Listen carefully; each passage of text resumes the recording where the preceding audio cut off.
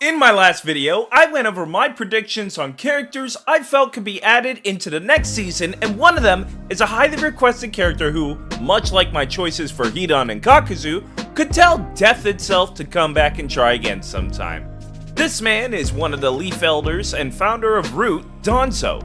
Out of the other characters I've made concepts for so far, I can't believe how well he would fit into the game with what I've come up with. Not only could his kit be full of great additions for the struggling range class, but it would also work well in two big aspects of the game. One is his use of wind-style jutsu, which in the game would have anti-heal capabilities and could counter the healing metagame in many ways. The other is a more interesting, but not deeply explored aspect that makes this game function in many of its game modes: death itself. With that out of the way, let's get into the core abilities that you get with this DLC. Jutsu number 1 would be the wind-style vacuum waves, a technique where Danzo exhales a compressed blade-like blast of wind. While doing this, he moves his head around in order to slash with this wind and cover a large area. For this jutsu, the user would spend a short amount of time weaving hand signs. Once this is complete, they release a series of slashing projectiles that launch at the opponent a normal distance with no tracking whatsoever. If the user holds the jutsu down, they can weave more signs and charge it up, turning it into the larger variant known as vacuum serial waves, a technique Danzo used to break Sasuke's Susanoo open. This charged attack would have tracking similar to Majestic Destroyer Flame, larger projectiles, and a longer range, while also having the ability to break through super armor abilities like the Susanoo armor, Water Pillar, and Sand Shield. However, there would be no super armor for the user at any stage, meaning that a single hit could cancel the charging of this attack at any moment. Of course, with this being a wind-style jutsu, it will have the anti-heal features that all other wind jutsu now have since the start of Season 6. Jutsu number 2 is the wind-style vacuum bullets, a technique where Danzo fires a series of small wind-based bullets at the opponent. For this jutsu, imagine the Earth Dragon bullet jutsu that defense has. The user takes a few seconds to weave hand signs, then stands in place and fires numerous bullets in a cone-shaped pattern in front of him. The further the distance the user is from the opponent, the less accurate it becomes due to the bullets having a random spread, making larger gaps between each bullet that makes it easier to dodge from afar. This could be useful in different scenarios, where you can be up close and hit one target several times, or stay at a distance, letting the bullet spread hit multiple enemies at once. Just like before with this being wind style, anytime you hit someone with a projectile, they have a reduced healing debuff. The ultimate is a fun one that took me a bit of time to think about. And of course, it's the Izanagi, a forbidden Uchiha technique that Danzo was able to abuse in his fight against Sasuke, which caused him to cast a genjutsu on reality itself and reverse his own death several times in battle. I wanted this ultimate to be a reverse version of the healer's Izanami ultimate, and I feel I got a good idea with this. The user will cast the ultimate, which would take note of where the user is at and how much health they have left. At this point, the user has a timer started which would last maybe 30 seconds or so. However, the ultimate won't do much at this time.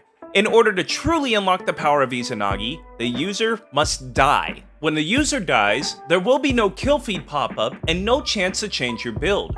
Instead, the user immediately respawns where they first casted the ultimate with the health they had at the time. Along with this, the user gains a buff to damage, cooldown, and movement speed to further change reality and throw the opponent off. This pseudo-transformation would also get a new timer set to 20 seconds. Once it runs out, the user is blinded on half the screen, just like the Izanami would do. But just for visual purposes and wanting to be the opposite of Izanami, you would be blinded on the right side of the screen instead of the left like the healer ultimate would do. With the main 3 abilities out of the way, now it's time for us to dive into other jutsu and ultimates. While it's not common for DLC to have more than 3 jutsu, it's not impossible since adult Sasuke broke this trend back in Season 2. To kick things off, let's look at the SelfCursing Seal.